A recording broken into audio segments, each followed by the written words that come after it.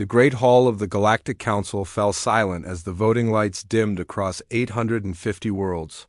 Ambassador Kandeho stood at the human podium, his hands steady despite the weight of history pressing down on his shoulders. The results flickered on the massive display above. 847 votes in favor, 3 against. Humanity was officially expelled from the Galactic Council. Speaker. Velthor's multiple eyes gleamed with satisfaction as his serpentine form coiled around the central platform. His voice echoed through the chamber with the authority of 1,000 civilizations behind it. The motion passes. Humanity is hereby removed from council membership, effective immediately. Their reckless terraforming technology poses too great a threat to civilized space. Deho looked around the chamber at faces he had known for 15 years. Some avoided his gaze. Others stared back with cold indifference. A few, very few, showed regret in their alien features. The Altarian delegate had tears flowing down her crystalline cheeks. The Kepler representative's feathers drooped with shame. But they were outnumbered by hundreds to 1. The human delegation will surrender all council technology and cease all operations in council space within 30 standard days, Velthor continued. Any human vessels found in our territory after that deadline will be considered hostile. Park. Somin, Earth's Secretary of Interstellar Affairs, stepped forward. Her voice was calm, professional, without a trace of anger. We understand the Council's decision. We accept it without protest, a murmur ran through the assembly. Many had expected the humans to argue, to fight, to make their usual passionate speeches about cooperation and friendship. Instead, Deho simply nodded to his aide, who activated a small device. Every human in the chamber began gathering their belongings with quiet efficiency. However, Deho said, his voice carrying clearly through the sudden silence, we leave you with these words. He paused, looking directly at Speaker Velthor. When the darkness comes, remember that you chose to face it alone. The cryptic message sent another wave of whispers through the hall. Velthor's laugh was a harsh hiss, typical human dramatics. Your kind cannot accept defeat gracefully, Deho shook his head slowly. This is not defeat, Speaker. This is farewell. The human delegation filed out of the chamber in perfect order. No raised voices, no angry gestures, no dramatic exits. They simply left, taking with them 40 years of partnership, trade, and shared discovery. As the door sealed behind them, many in the council chamber felt an unexpected chill. Li Tae-woo waited in the docking bay beside the human diplomatic vessel, the new soul. As the delegation approached, he could see the weight of the moment in their faces. These were people who had dedicated their lives to building bridges between species, only to watch those bridges burn. Orders, sir, Li asked as Deho stepped aboard. Set course for Earth, Captain. Best possible speed. What about the other? Human missions, the trade delegations, the science teams? Recall them all, Park So-min said quietly. Every human citizen, every human vessel, every human facility, we're going home. As the new soul lifted off from the council station, Li couldn't help but look back at the massive structure that had been humanity's second home for 4 decades. Thousands of species lived and worked there in harmony, or so they had believed. Now it felt like a tomb. The journey to Earth took 6 days. During that time, messages poured in from across the galaxy. Human colonies reported council forces arriving with evacuation orders.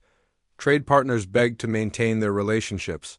Even some council members sent private communications expressing regret for the vote, but the orders from Earth were clear and consistent. Full withdrawal.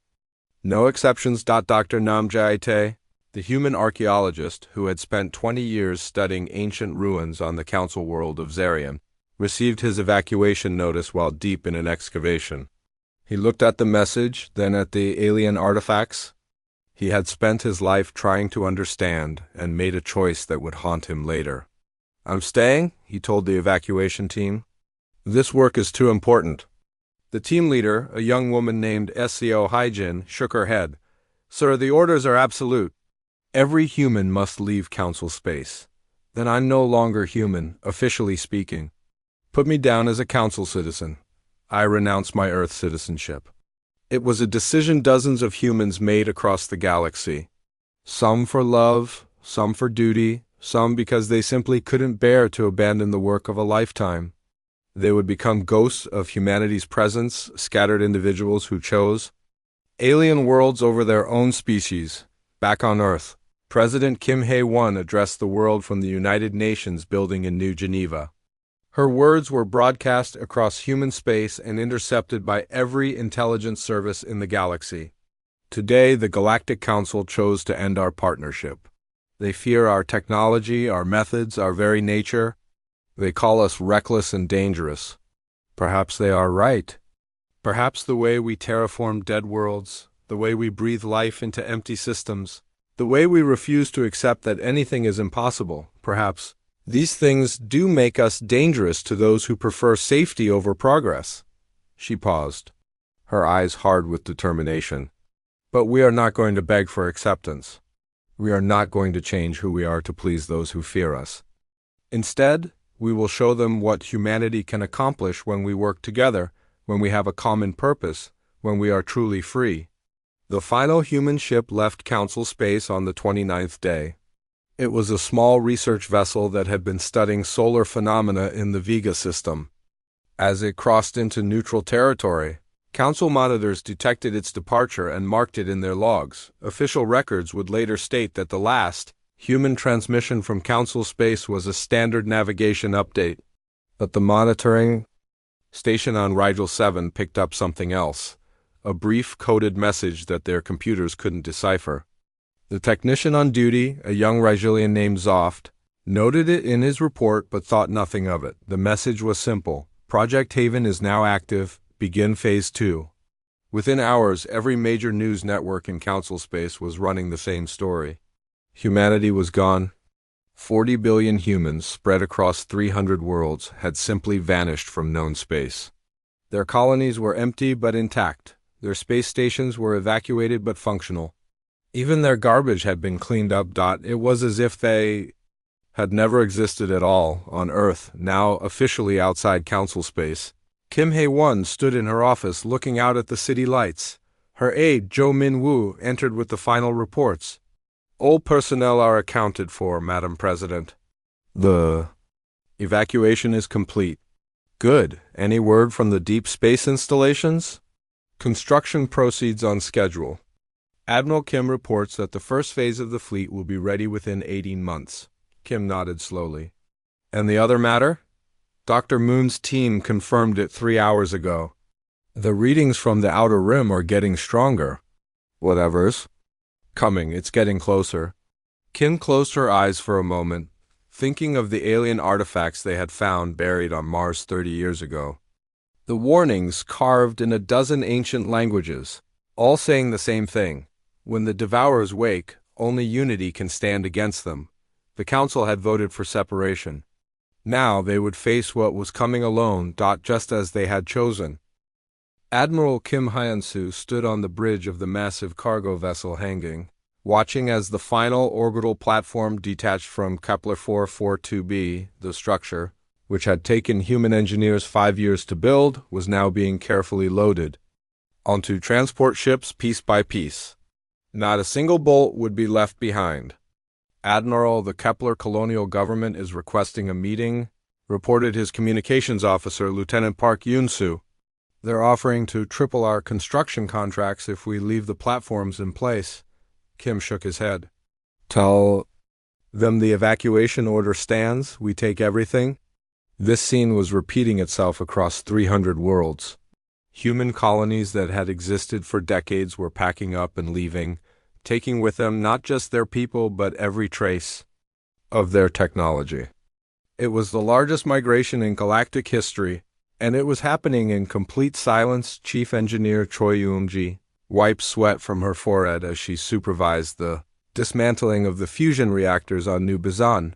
The colony had been home to 12 million humans for 30 years. Now it would return to the empty world it had been before they arrived. Ma'am, the Zenthari delegation is here again, her assistant called out. Yoon-ji sighed. The Xanthari had come 3 times already, each time offering more money for the humans to stay. Their own world was dying, and human terraforming technology was their only hope. But orders were orders. The Xanthari leader, a tall being with silver skin and desperate eyes, approached with his translator. "Please, Engineer Choi, our world has maybe 5 years left. Without your atmospheric processors, our children will have no future." Yunji felt her heart breaking, but she kept her voice steady. "I'm sorry, we offered to help you 2 years ago. Your government voted with the council to expel us. That was politics. This is survival." "Politics has consequences," Yunji replied. "Sadly, we would have gladly saved your world for free. Now we cannot help you at all." The Xanthari leader fell to his knees, but Yunji had already turned away. She had a job to finish on the agricultural world of New Jeju. Governor Song Minho walked through empty streets that had once bustled with life. Human families had lived here for 2 generations, turning barren land into gardens that fed half the sector. Now, the automated systems would maintain the crops for whoever claimed them next. "Governor, the livestock evacuation is complete," reported his aide, Yunde-su. "The last transport lifted off an hour ago." Song nodded, looking at the vast farms stretching to the horizon.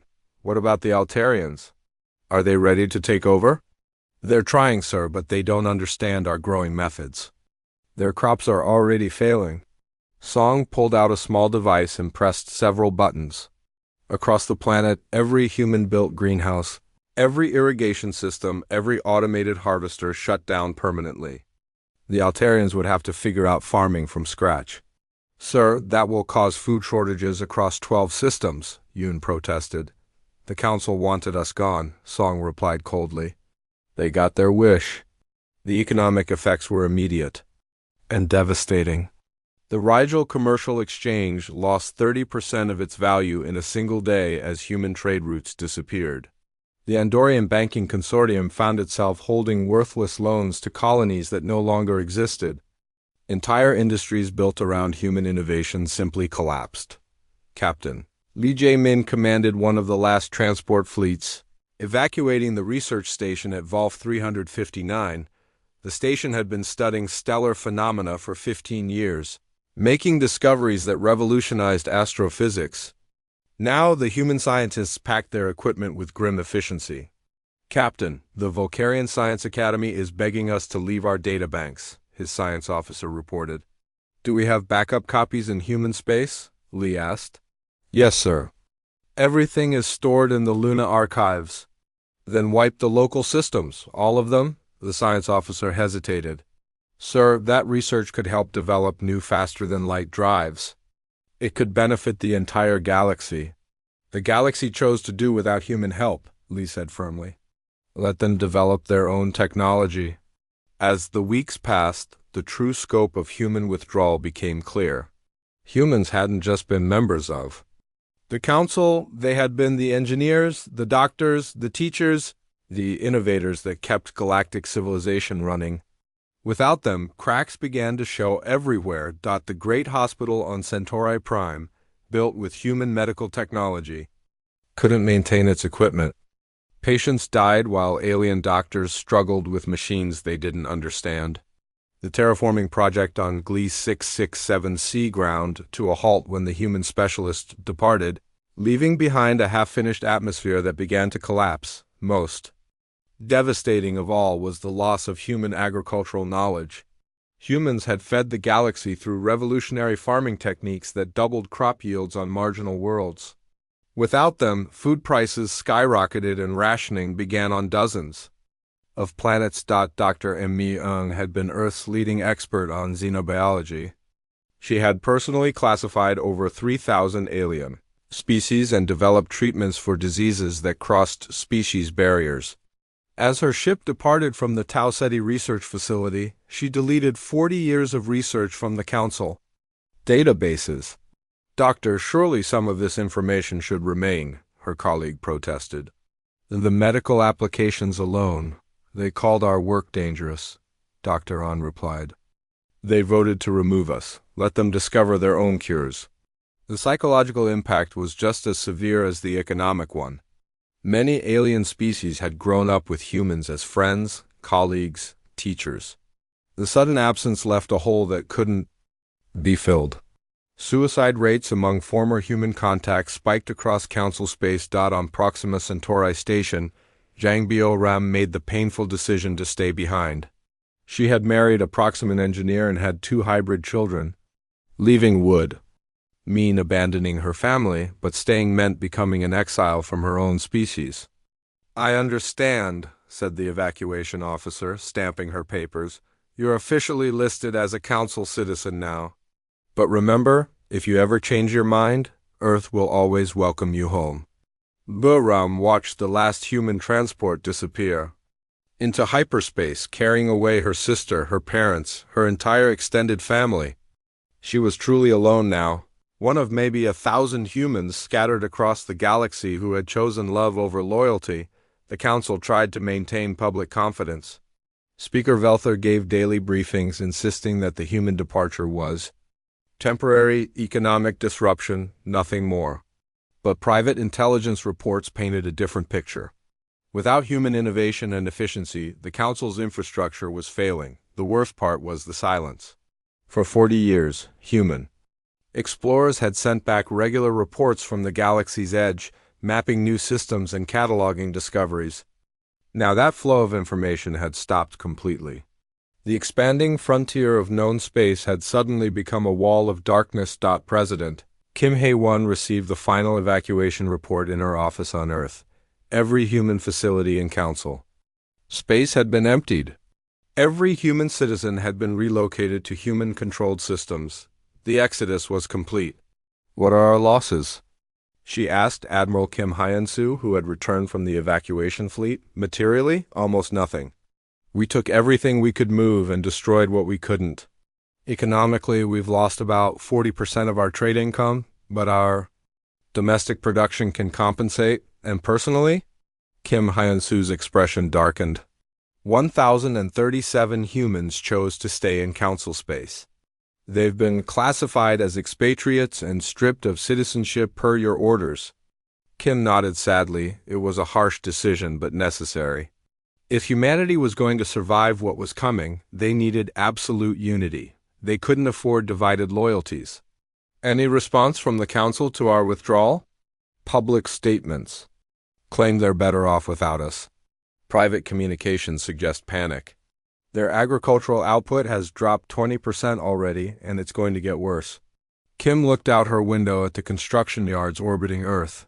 Massive. Ships were taking shape there, designs that would have seemed impossible to Council engineers. Ships built for a war the Council didn't even know was coming. "Let them panic," she said quietly. "They wanted to face the future alone. Now they'll get their chance." In the depths of space beyond the galactic rim, something stirred. Ancient sensors, older than any current civilization, detected the human exodus and recorded it with satisfaction. The prey was gathering itself together.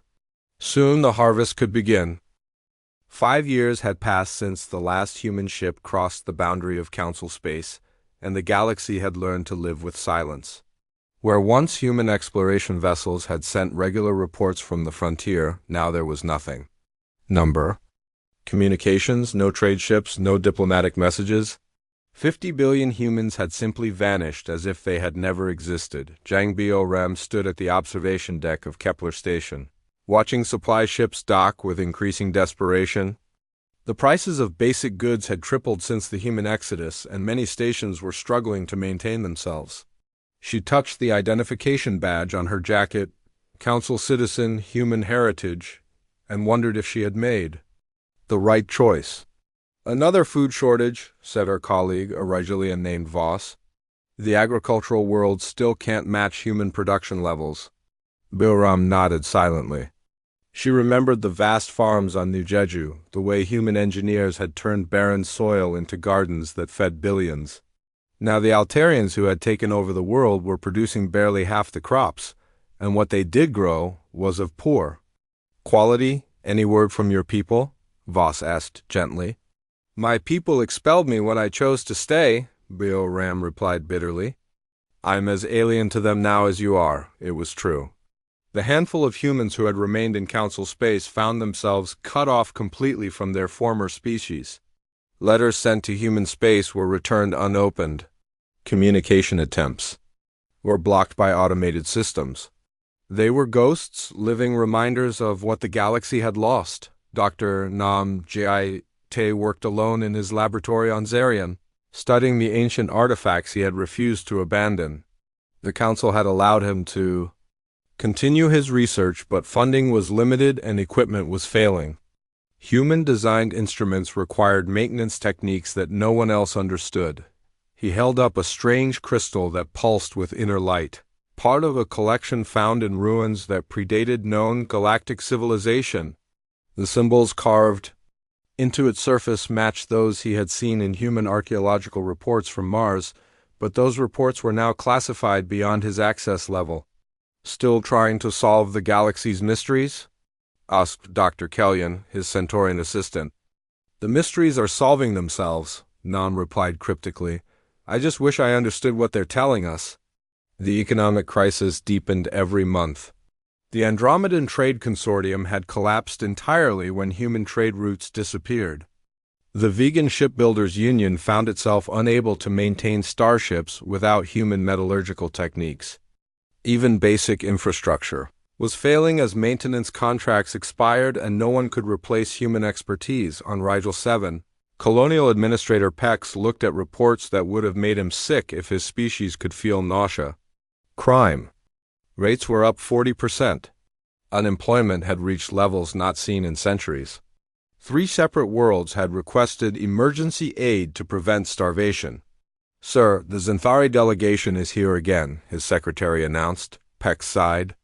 The Zenthari came every few months, begging for someone, anyone, to help them save their dying world.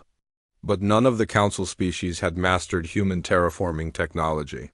Their world continued its slide toward uninhabitable conditions. Tell them we're still working on it, Peck lied. They had stopped working on it 6 months ago when the last team of engineers admitted defeat. The psychological effects were worse than the economic ones.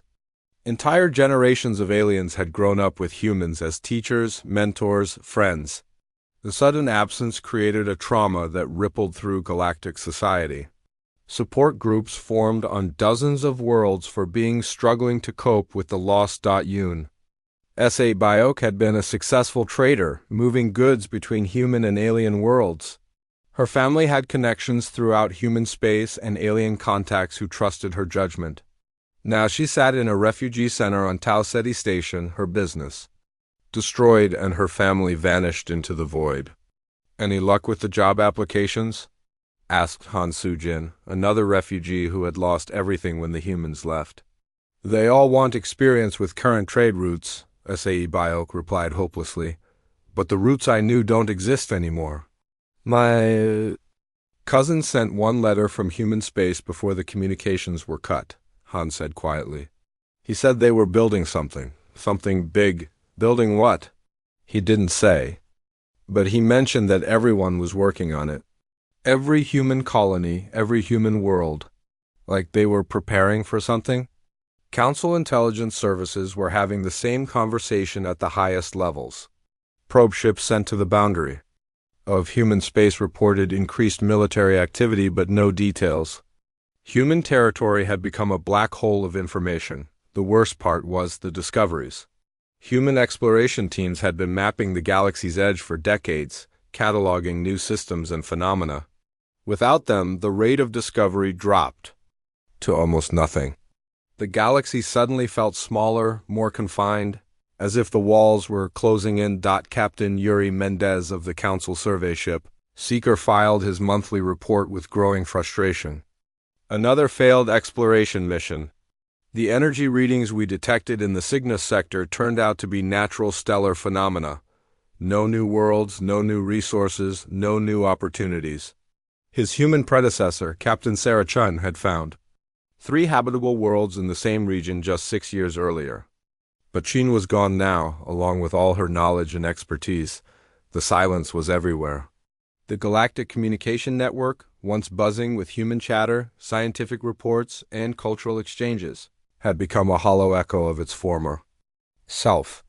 Entire frequencies that had carried human broadcasts were now nothing but static. Dr. Alexandra Rin, a Martian scientist who had defected to the Altarian Science Institute, tried to recreate human atmospheric processing techniques in her laboratory. She had been part of the original development team, but without access to the complete technical databases, her efforts were failing. The molecular bonding process requires precise electromagnetic frequencies, she explained to her alien colleagues. But the exact measurements were classified Earth science. I only know the basic principles. Can't you calculate the correct frequencies? Asked Dr. Volter, her department head. Rin shook her head. It would take decades of trial and error. The original research took 50 years and the combined efforts of thousands of scientists. The investigation teams had found empty human colonies, perfectly maintained but completely abandoned. Buildings stood intact, power systems still functioned, gardens were still growing under automated care. But there were no people, no personal belongings, no sign that 50 billion humans had ever lived there. It was as if humanity had been raptured, taken away by some higher power, leaving only empty shells behind. The most disturbing discoveries came from deep space monitoring stations. Human teams had maintained early warning systems at the galaxy's edge, watching for threats from outside known space. When investigation teams reached these stations, they found them stripped of all equipment and data. Every hard drive wiped. Every backup destroyed, reported Commander Zex of the Council Security Forces. Whatever they were monitoring out there, they made sure we wouldn't know about it. President Kim Hae-won received intelligence reports from her network of spies still operating in Council space. The reports painted a picture of growing desperation and fear. Council species were beginning to turn on each other, blaming different groups for the vote that expelled humanity. The Rigelians are claiming the Centaurians forced the vote, reported Intelligence Director Park Jin-young. The Centaurians say the Andromedans threatened economic sanctions. Everyone's looking for someone else to blame. And the real situation? Their infrastructure is failing faster than predicted. Food shortages are becoming critical on 17 worlds. 3 star systems have requested permission to contact us directly for aid. Kim looked at the construction reports from the outer colonies. The great project was ahead of schedule, but barely. They needed more time. Deny all contact requests, she ordered. We can't afford to show our hand yet. The strangest reports came from the Galactic Rim, where human monitoring posts had once kept watch on the void beyond. Probe ships sent to these areas encountered bizarre phenomena, patches of space where stars seemed dimmer, regions where navigation equipment malfunctioned, areas where ships' instruments registered impossible readings, but without human expertise to interpret the data. Council scientists dismissed these reports as equipment failures or natural anomalies. They had no idea they were seeing the first signs of something ancient and hungry stirring in the darkness beyond the galaxy's edge, on Earth. Now the capital of an independent human confederation, construction continued around the clock. Massive shipyards built vessels of revolutionary design while research teams worked on technologies that pushed the boundaries of known science. Every human world had become a fortress, every human citizen a soldier in an undeclared war. The silence from human space was not abandonment. It was preparation. And in the depths of the void, something that had slept for eons began to wake, drawn by the life and energy of a galaxy that no longer had its most resourceful defenders watching the darkness. Dr. Oh Dong-min had been studying stellar phenomena for 30 years. But he had never seen anything like the readings coming from his instruments. The Korean-born scientist, now working for the Altarian Research Institute, stared at his display screens with growing unease. Stars along the galaxy's outer rim were dimming at an impossible rate. Run the diagnostic again, he told his assistant, a young Altarian named Kess. I've run it 12 times, Doctor.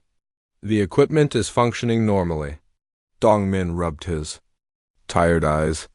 In the 5 years since humanity's exodus, he had become one of the few human scientists still working in Council space. His expertise in astrophysics made him valuable but also lonely.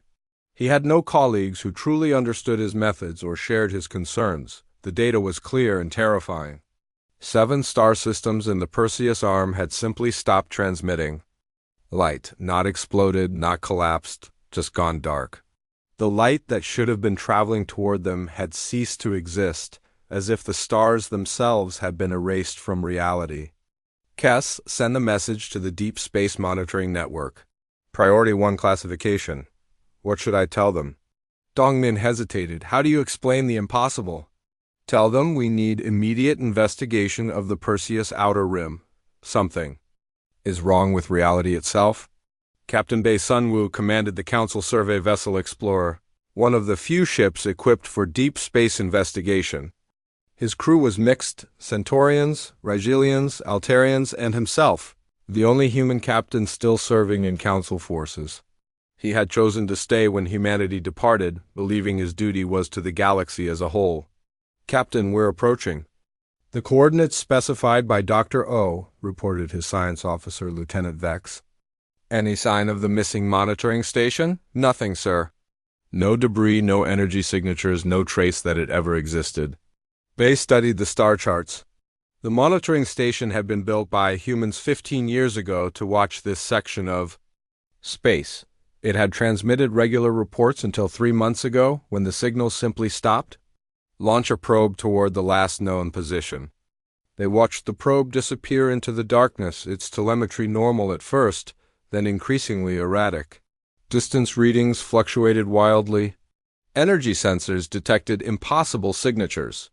Then, at exactly 50,000 kilometers from their position, the probe's signal simply ended. Did it explode? Bay asked. No, sir, it just stopped existing. Lim the Jin had been a colonial administrator on New Bison before the human evacuation.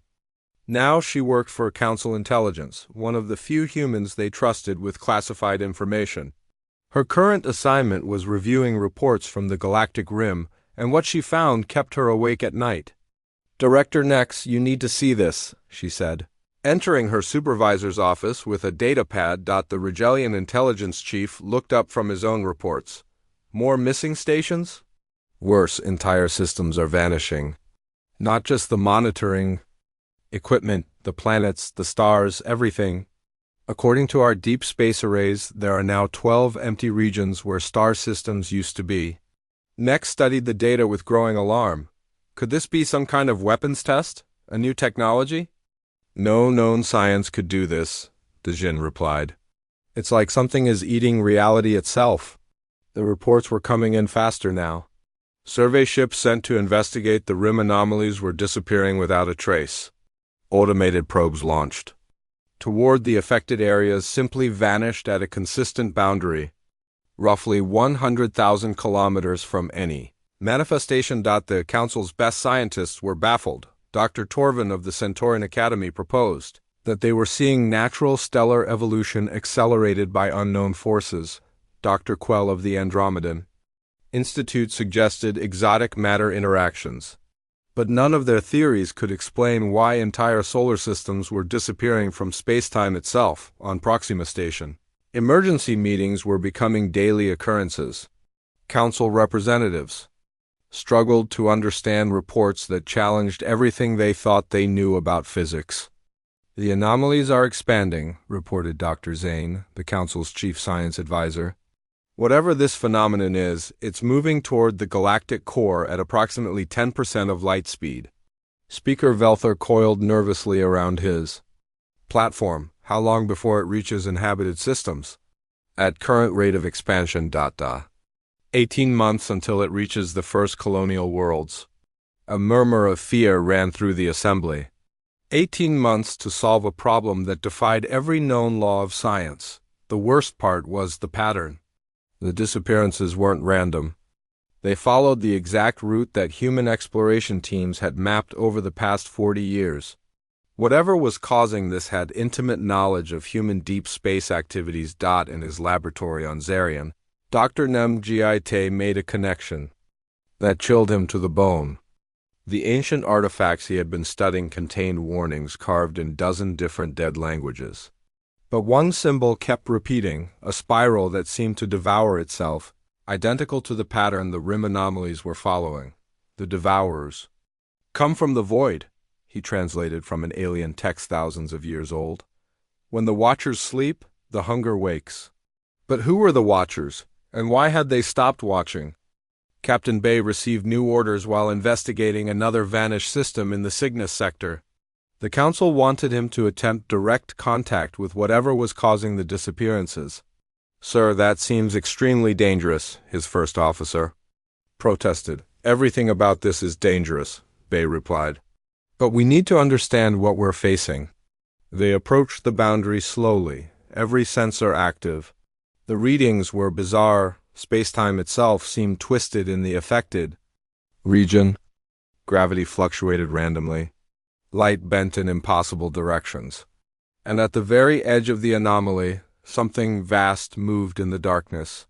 Captain, I'm reading massive structures in the void, artificial but not built by any known species.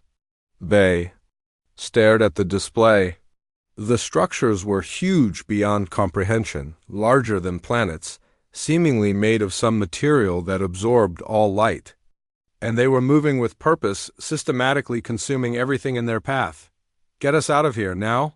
As the explorer fled toward Council space, its communications array transmitted a desperate message to every monitoring station in the galaxy. This is Captain Bay Sunwoo. The rim anomalies are not natural phenomena. Repeat, not natural. We are facing an invasion by unknown entities of vast technological capability. All Council forces should be placed on highest alert. The message reached Earth's intelligence networks within hours. President Kim Hae-won read the report in her secure bunker deep beneath the Korean mountains. So, it's starting, she said quietly. Earlier than our models predicted, replied Admiral Kim Hyun-soo. The ancient text suggested we'd have more time. How is Project Haven proceeding? Construction is at 70% completion. We need at least 6 more months for full deployment. Kim stared at the star charts showing the expanding zone of nothingness. The enemy her people had prepared for during decades of secret research was finally making its move. Ancient warnings found in Martian ruins had spoken of this threat, cosmic devourers that fed on organized matter, reducing entire civilizations to void. Send a message to all human colonies, accelerate production schedules, we may not have 6 months. The Council's attempts to study the anomalies grew more desperate. They sent unmanned ships loaded with every conceivable sensor and communication device toward the expanding void.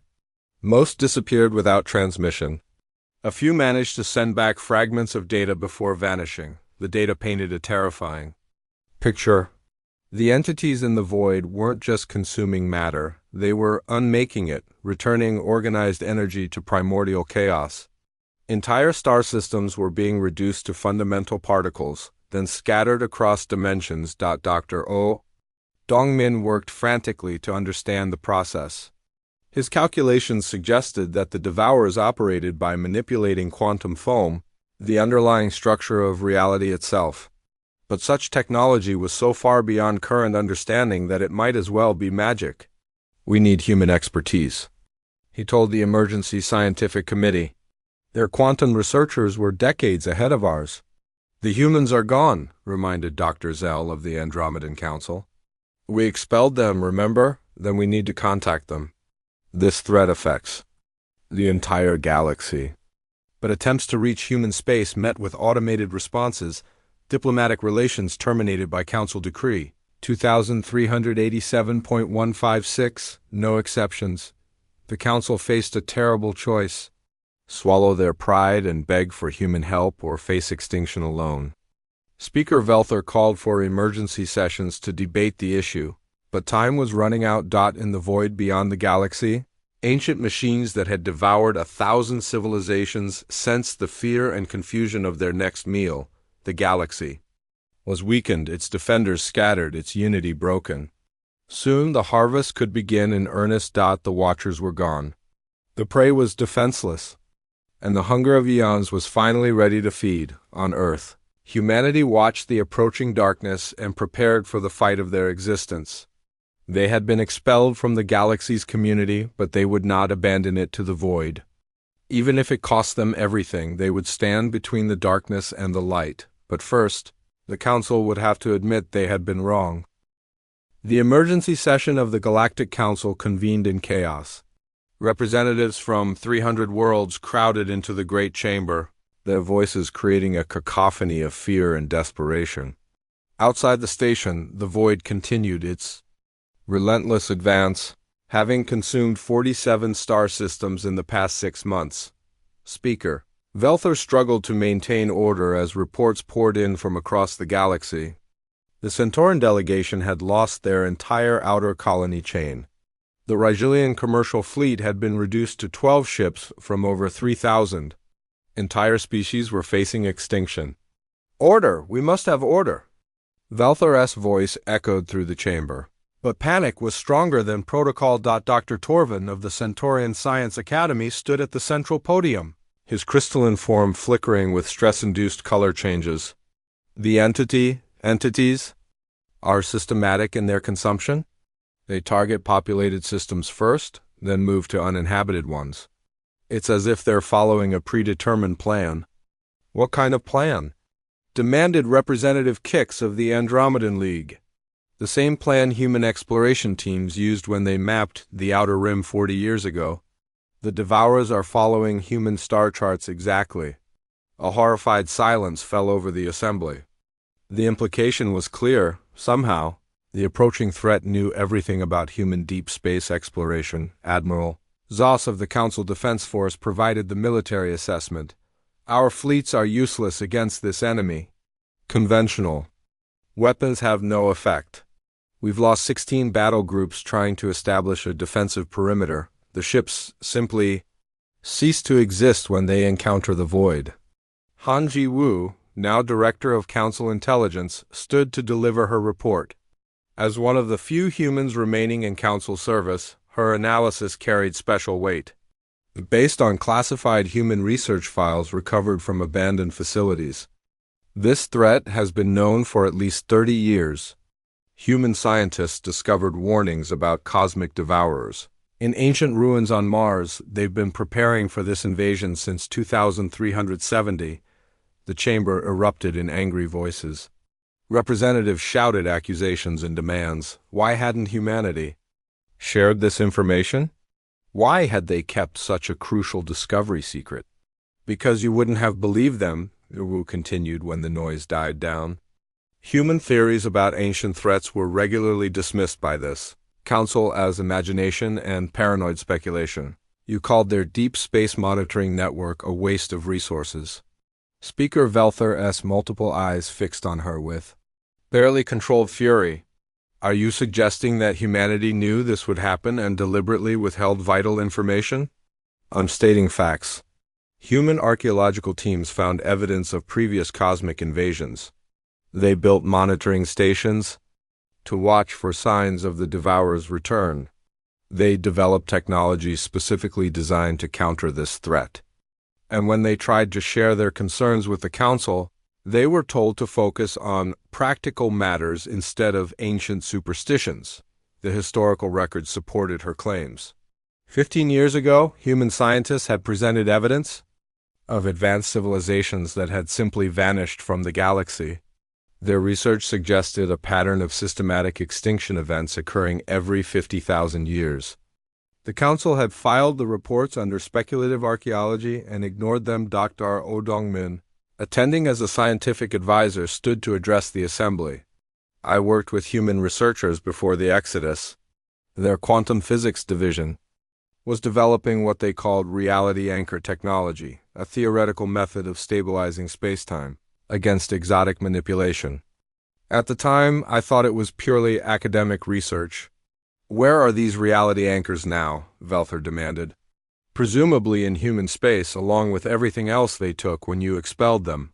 The Council faced the terrible truth. Not only had they driven away their most innovative allies, but they had done so just when those allies' unique preparations were needed most. The Devourers were accelerating their advance, and conventional science had no answers. Emergency communications were sent to every known human facility. But the responses were always the same: automated messages stating that diplomatic relations had been terminated by council decree.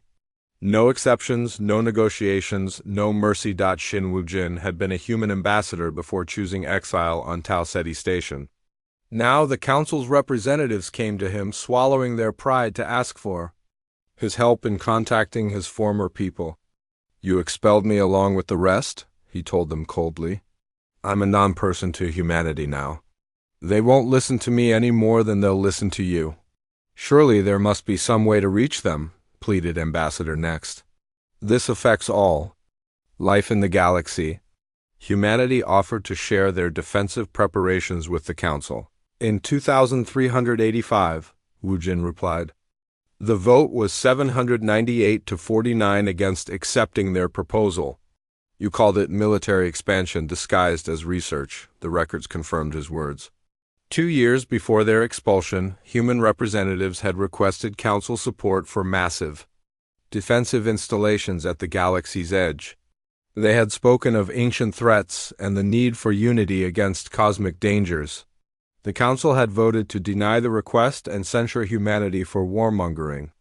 Dr. Moon Hai-won, a xenobiologist who had predicted this scenario in her classified reports, was brought out of forced retirement to address the emergency session. Her research had been suppressed for being unduly alarmist, but now it seemed prophetic. "The ancient texts are clear," she told the assembly.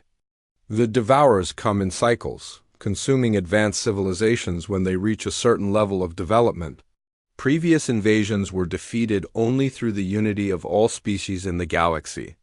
But unity requires trust, cooperation, and shared sacrifice, qualities this council rejected when it expelled humanity." "What exactly are we facing?" Speaker Velther asked. "Entities that exist partially outside normal spacetime. They feed on organized matter and energy, reducing complex structures to chaos.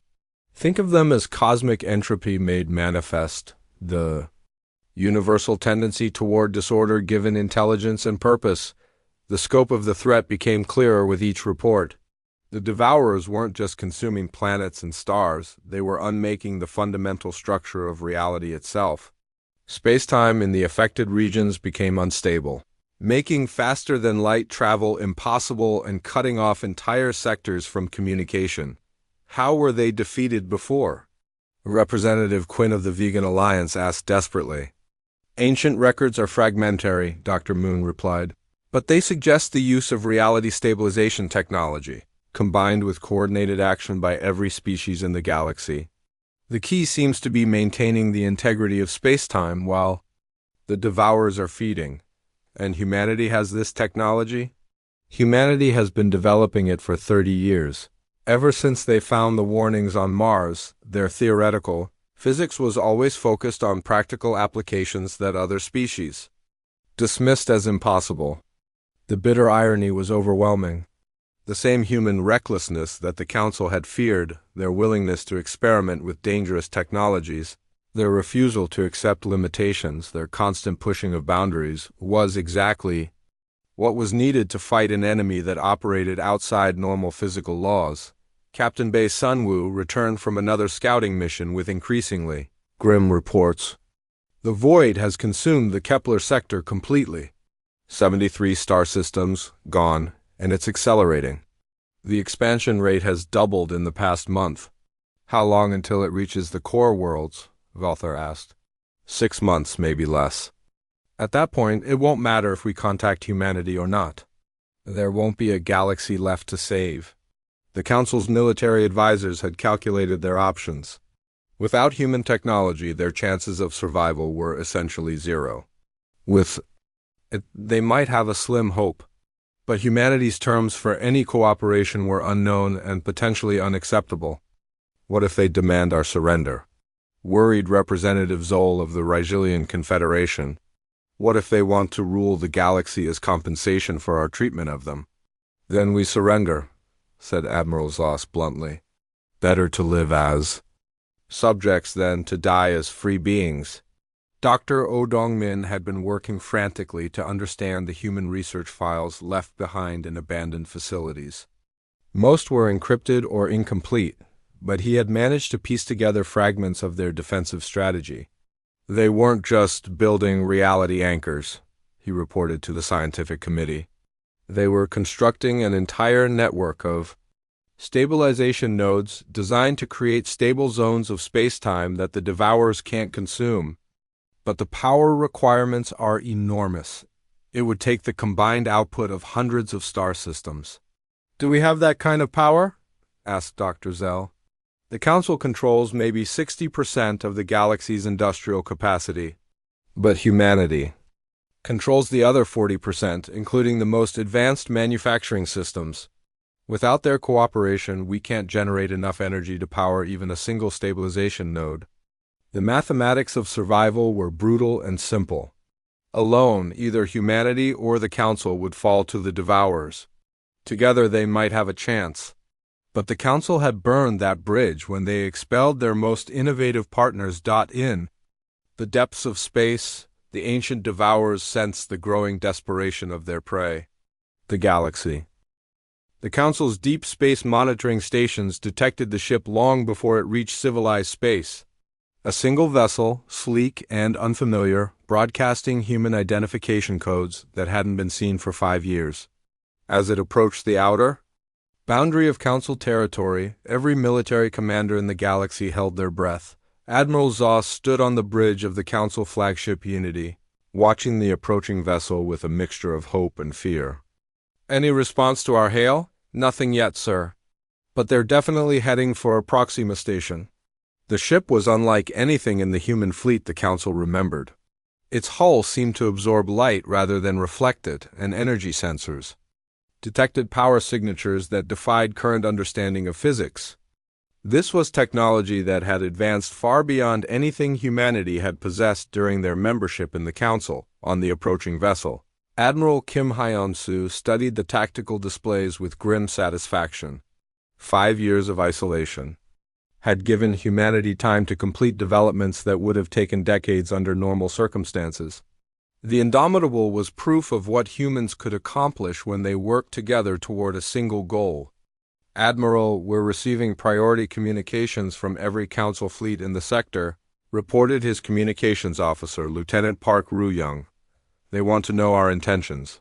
Maintain communications silence until we reach the station." Kim ordered, "Let them wonder." The Indomitable docked at Proxima Station without ceremony. No fanfare, no diplomatic protocol, just a simple request for a meeting room large enough to hold the entire Council Emergency Committee. The galaxy's leaders gathered with unprecedented speed, dropping everything to attend what might be there. Last hope. Admiral Kim entered the conference room flanked by 2 aides, Park Ji-hoon, a stern-faced negotiator, and Dr. Song Hai-rin, a quantum physics specialist whose presence sent worried murmurs through the assembled aliens. These were not diplomats come to beg for readmission. These were conquerors offering terms. "Honored representatives," Kim began, his voice carrying the authority of a man who had spent 5 years preparing for this moment. "I bring greetings from the Independent Human Federation and an offer of assistance in your current crisis." Speaker Velther coiled nervously. "We are grateful for any help humanity might provide. The threat facing us is one we have been preparing to face for 30 years, Kim interrupted. "While the Council dismissed our warnings as paranoid speculation, we were building the defenses necessary to survive the return of the devourers." The room fell silent. The casual mention of humanity's long preparation sent chills through the assembled representatives. They were facing a threat they barely understood. While humanity had been ready for decades, Park Ji-hoon stepped forward, activating a holographic display that showed the galaxy with terrifying clarity.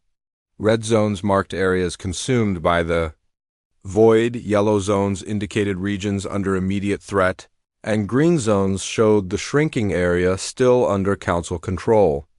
"Current projections show total galactic consumption within 4 months, Park stated matter-of-factly. "Your military forces are useless against the devourers. Your science cannot comprehend their technology." Your worlds are falling at an accelerating rate. What are you proposing? Asked Representative Next, desperation creeping into his voice. Humanity possesses the technology to create stable zones of spacetime that the devourers cannot consume. We call them reality anchors. However, deploying this technology requires resources and cooperation on a scale that neither humanity nor the Council can achieve alone. Dr. Song stepped forward to provide the technical details. A single reality anchor requires the power output of 10 solar systems to maintain a stable field covering roughly 1 light-year of space. To protect the entire galaxy, we would need approximately 50,000 such devices, drawing power from every inhabited system and many uninhabited ones. The numbers were staggering. What Song was describing was the mobilization of every technological resource in the galaxy for a single purpose.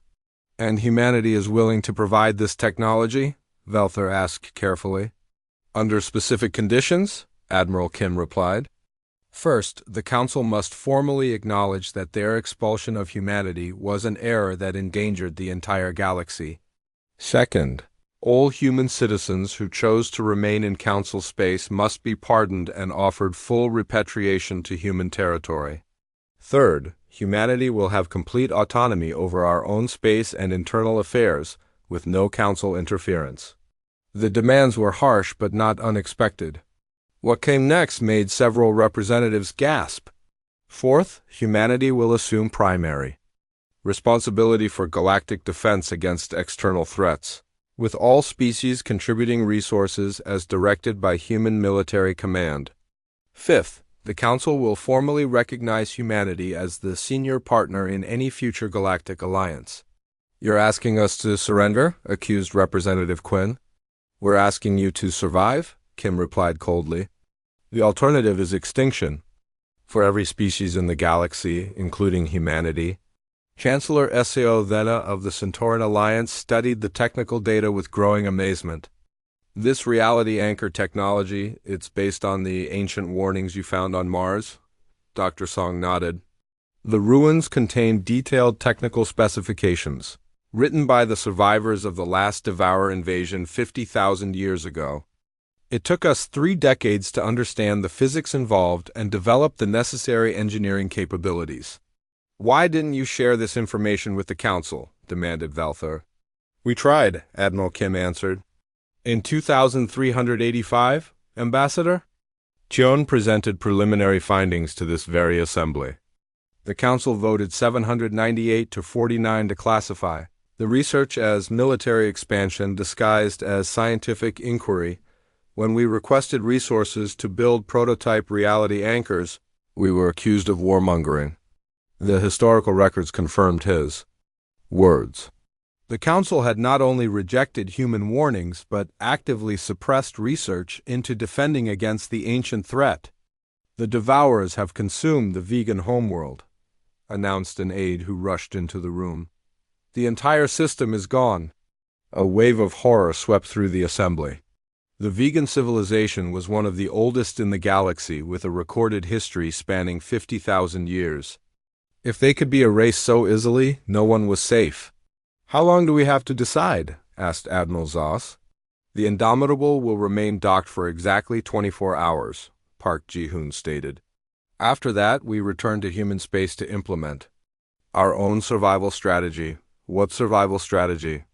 Velther demanded. Admiral Kim smiled grimly. Humanity has prepared for the possibility that the Council would reject our offer. We have sufficient resources to protect approximately 30% of our own territory using reality anchor technology. Our species will survive in a reduced but stable enclave while the rest of the galaxy falls to the void. The brutal calculus was clear.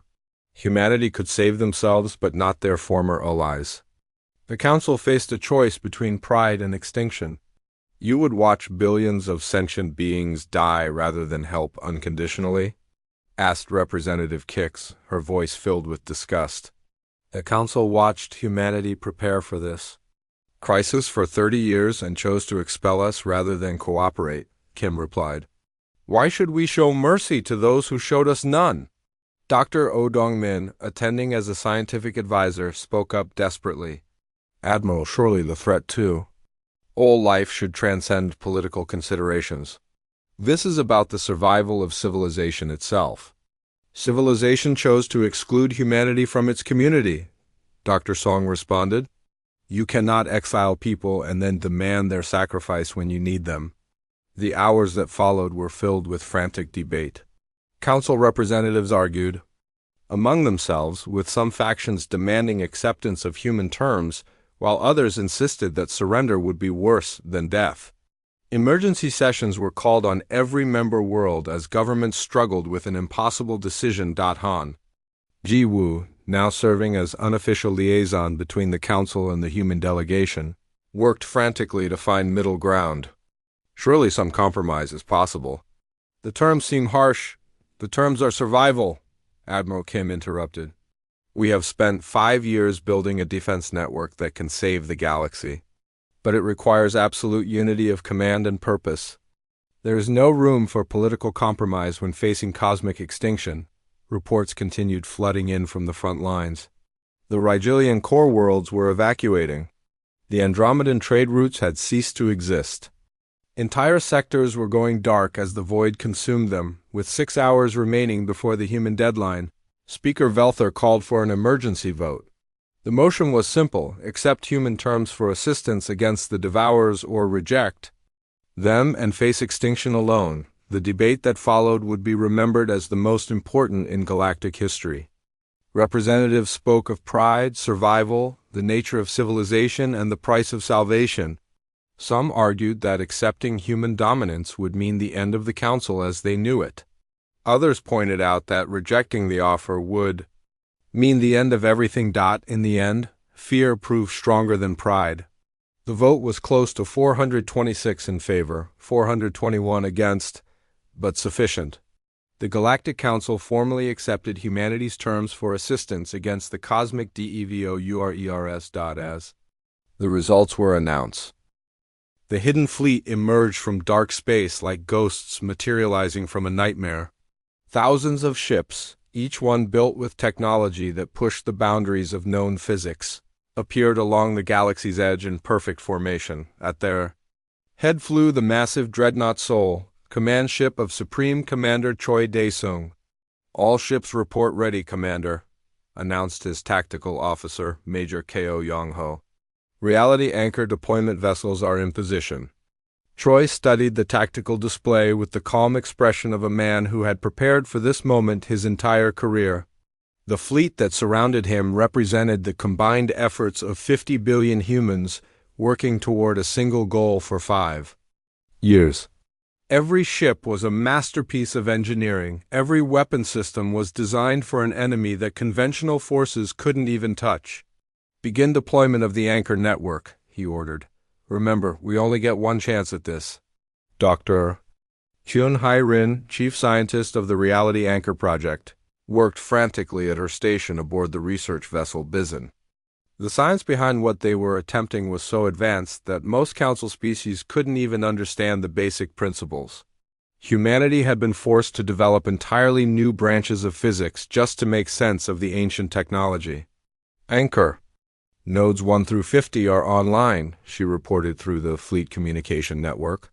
Space-time stability is holding at 96% within the protected zones. The reality anchors were massive structures, each one the size of a small moon, designed to maintain the fundamental constants of physics within their operational area.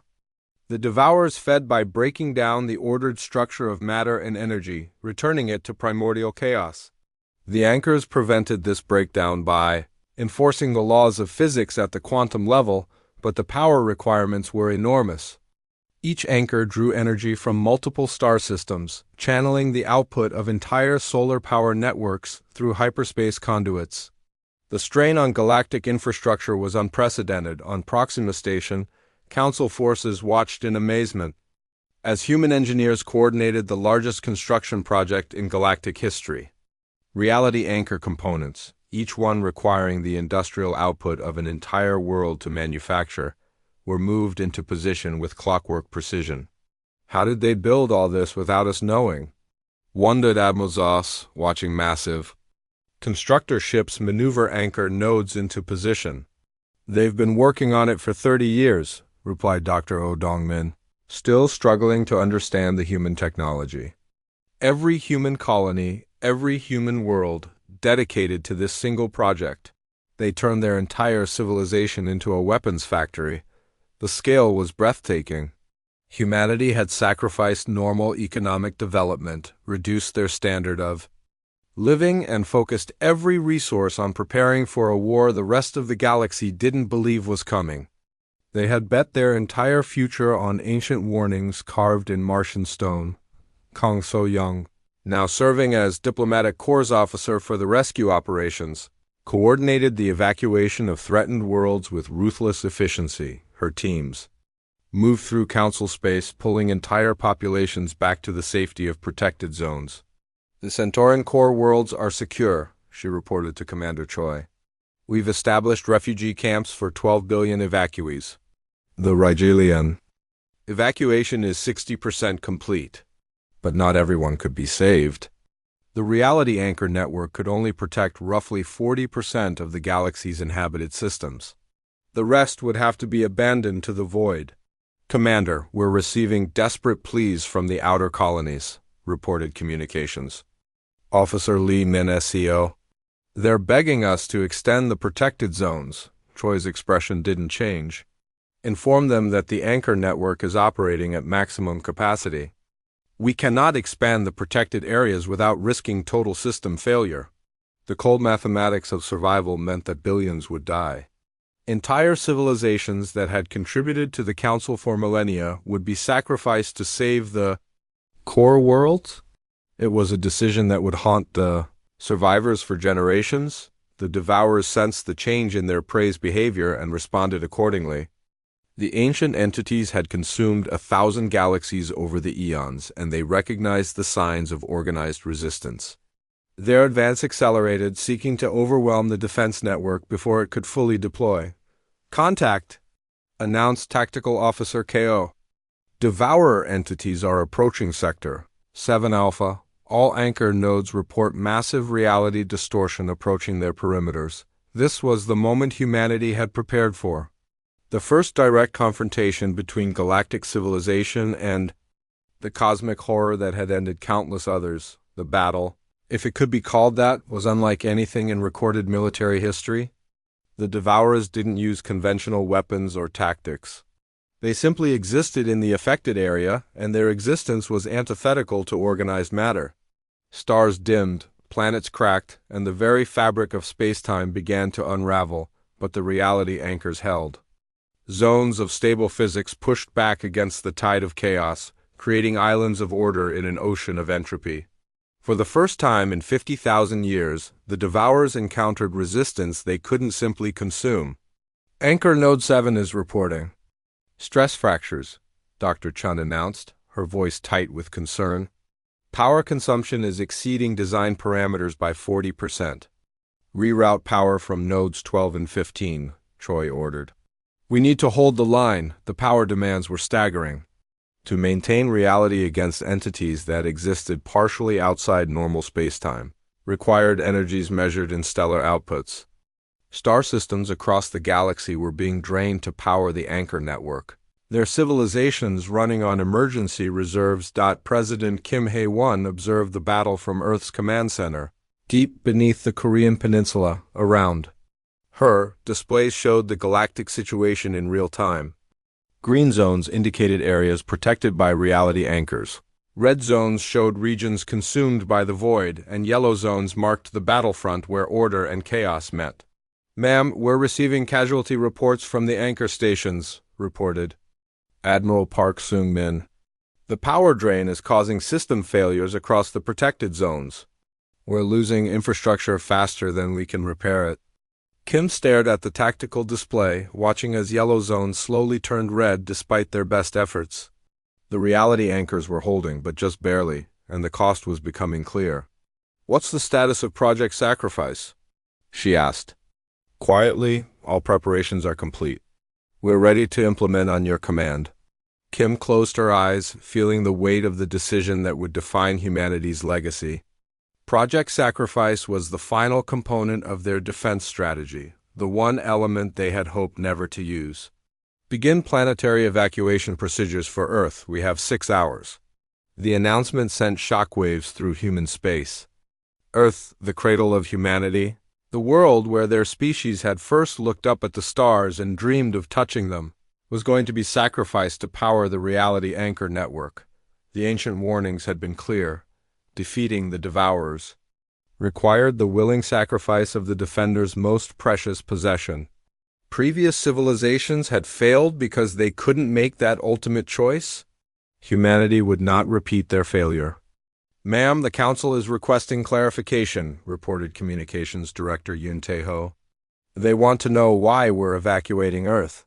"Tell them the truth," Kim replied. "To power the reality anchors at full capacity, we need to convert an entire planet's mass into energy. Earth has volunteered for the honor."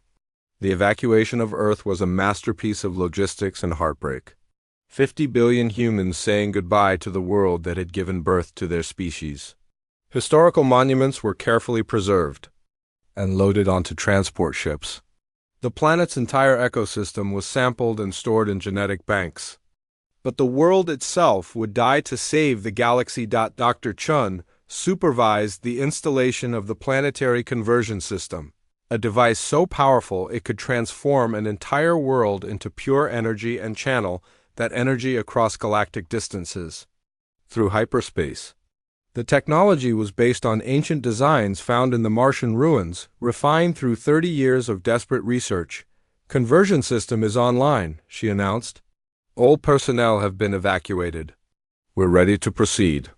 Commander Choi looked at the tactical display one final time. The Devourers were pressing against the anchor network, testing its limits. Several nodes were failing under the strain. Without additional power, the entire defense would collapse. Within hours. "Execute Project Sacrifice," he ordered. Earth died in silence. The planet that had given birth to Shakespeare and Einstein, that had seen the first human footsteps and heard the first human songs, was consumed by humanity's own technology. But its death was not in vain. The energy released by Earth's conversion flowed through the reality anchor network, strengthening every node and expanding the protected zones. The Devourers, sensing the sudden increase in their prey's defensive capabilities, pressed their attack with renewed fury. But it was too late. The anchor network was now strong enough to hold indefinitely, creating permanent zones of stable reality that the cosmic entities couldn't penetrate. For the first time in eons, the Devourers had met a prey species that was willing to sacrifice everything to survive. After testing, 10 years had passed since the day Earth died to save the galaxy. Luna Station, humanity's new capital, orbited through the empty space where their homeworld had once turned in its ancient dance around the sun. The view from President Lee Soo-jin's office showed only stars and the massive memorial constructed from Earth's moon, a crystalline structure that caught and reflected sunlight in patterns that spelled out the names of every human who had ever lived on the sacrificed world. "The final casualty reports are in," announced Director Park Won-ho, his voice heavy with the weight of a decade's grief. "Total confirmed deaths from the Devourer War: 847 billion sentient beings across 1,200. Species: 53 entire civilizations extinct, 237 worlds completely consumed." Lee nodded silently. The numbers had become familiar over the years, carved into memorial walls across the galaxy, but they never stopped hurting. And the survivors? 1.3 trillion beings now live in the protected zones. Refugee populations have been successfully integrated on 47 worlds. The Reality Anchor Network maintains stable coverage over 68% of the galaxy's inhabitable systems. The new galactic order bore little resemblance to the old council structure. Humanity now controlled galactic defense and infrastructure, while the surviving alien species managed their own internal affairs under human protection. It was not conquest in the traditional sense, but rather guardianship born from necessity and sealed with sacrifice former Speaker Veltha, now simply Representative Veltha of the Centaurian Refugee Coalition, entered the office with the careful dignity of someone who had learned humility the hard way. His serpentine form moved with less arrogance than it had a decade ago, and his multiple eyes showed genuine respect when they looked at the human president. "Madam President, I bring the annual gratitude declaration from the Survivors' Assembly," he said, presenting an ornate document signed by representatives of every species that had escaped the void. Lee accepted the document but didn't read it. She had received similar declarations every year since the war ended. The alien governments felt compelled to formally acknowledge their debt to humanity, though she wished they would simply focus on rebuilding their civilizations. "How are the integration programs proceeding?" she asked. "Better than expected. The hybrid colonies on New Harmony and Sanctuary are showing remarkable success rates. Interspecies cooperation has reached levels we never achieved during the old council days." It was true. The shared trauma of near extinction had broken down many of the barriers that had divided galactic civilization for millennia. Species that had barely tolerated each other now worked together with common purpose. The crisis had forged unity from diversity in ways that centuries of diplomacy had failed to achieve. Dr. Kim Hae-young, daughter of the late President Kim Hae-won, served as director of the Galactic Restoration Project. Her teams worked tirelessly to rebuild the damaged infrastructure and establish new colonies for displaced populations. It was work that would take generations to complete. The agricultural worlds are finally reaching pre-war production levels, she reported during the weekly cabinet meeting. Food shortages should be eliminated within 2 years. The industrial reconstruction is proceeding more slowly, but we're making progress. Admiral Choi Dae-sung, still serving as Supreme Commander of Galactic Defense, provide